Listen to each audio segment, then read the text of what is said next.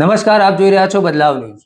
વિજાપુર તાલુકાના જયપુર ગામ ખાતે ખેડૂતોને બટાકાના ભાવ સારા મળી રહે તે માટે એક આયોજન કરવામાં આવ્યું છે। કેવા પ્રકારનું આયોજન કરવામાં આવ્યું છે તે માટે બદલાવ ન્યૂઝ ટીમ દ્વારા ગિરીશભાઈ પટેલ સાથે વાતચીત કરવામાં આવી। આવો સાંભળીએ તેઓએ શું કહ્યું છે। મહાકારી કિસાન સમિતિ દ્વારા છેલ્લા કેટલાક વર્ષોથી અહીંયા બટાકાનું ખેડૂતોને પોષણક્ષમ ભાવ મળે અને બધા જ ખેતરમાંથી બધા જ ખેડૂતોનો માલ અહીંયા ગામે આવે અને બધા વેપારીઓ અહીંયા એકત્ર થઈ અને એમને જેવી ક્વોલિટીના અને જે વેરાયટીના બટાકા જોઈએ એવા એક જ જગ્યાએથી મળી રહે એવા હેતુથી અને ખેડૂતને પણ પોષણક્ષમ ભાવ મળે એવા હેતુથી આ સુંદર આયોજન છેલ્લા કેટલાક સમયથી મહાકાળી કિસાન સમિતિ દ્વારા જયપુરની અંદર થાય છે। ખેડૂતોને પોષણક્ષમ ભાવ મળે છે, બધા જ ખેડૂતો એક જ જગ્યાએ અહીંયા ઉપસ્થિત થાય છે। એમની અને વેપારીઓ પણ અહીંયા એક જ સાથે આવતા હોવાના કારણે વેપારીને પણ અનુકૂળ રહે છે કે અહીંયા એક જ જગ્યાએથી એમના પોતાના માલનું લોડિંગ થાય।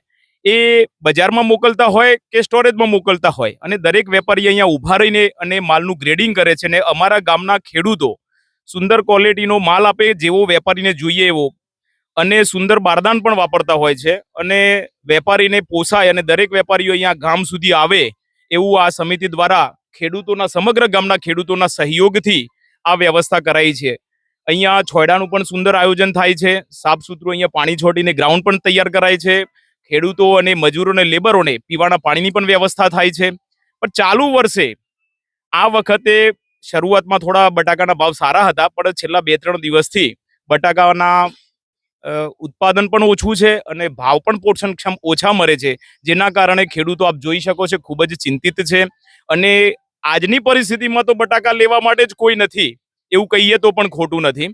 અને જે ભાવ ચાલી રહે છે 10 રૂપિયા કિલોના ભાવથી આજે બટાકા વેચવા માટે ખેડૂત મજબૂર થયો છે અને એને પોષણક્ષમ ભાવ પણ નથી, જેના કારણે લાચાર છે ખેડૂત। તો અમે આપણા માધ્યમથી અને આપણા વિડીયોના માધ્યમથી અમે સરકારને આ વાત પહોંચાડવા માંગીએ છીએ કે આ ખેડૂતને પોષણક્ષમ ભાવ મળે અથવા તો ટ્રાન્સપોર્ટેશનમાં સબસિડી મળે અને ખેડૂતને 5 પૈસા પણ બચે એવી આપ સૌને વિનંતી કરીએ છીએ। 198 જાય છે ભાઈ, પૂરા 3 વાર 198 3 વાર બોલો મહાકારી। ખેડૂતભાઈ બોલો જલ્દી ભાઈ, તમારું ભાઈ ખેડૂત વેચવાની ના પાડો છો, પેન્ડિંગ ભાઈ।